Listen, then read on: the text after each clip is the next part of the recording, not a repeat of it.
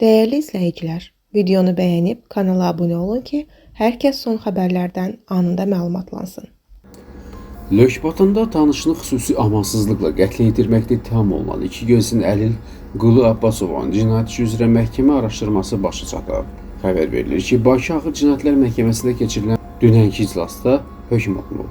Vüqar Seyidovun sədrlik etdiyi məhkəmə tərkibi belə qənaətə gəlib ki, təqsirləndirilən şəxsə verilmiş ittihamlar məhkəmə istintaqı zamanı toplanmış sübutlarla təsdiqini tapıb.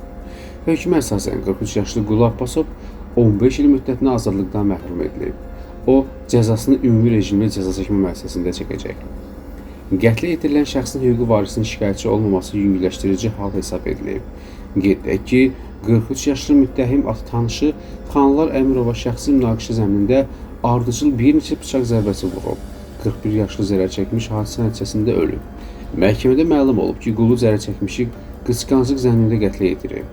O, mərhuma ondan çox bıçaq zərbəsi vurub. Tərəflər arasında əvvəllər də bu və digər səbəbdən mübahisələr baş verib, bundan əvvəl də qardaşı və yeniyetmə oğlu zərər çəkmişi döyüblər.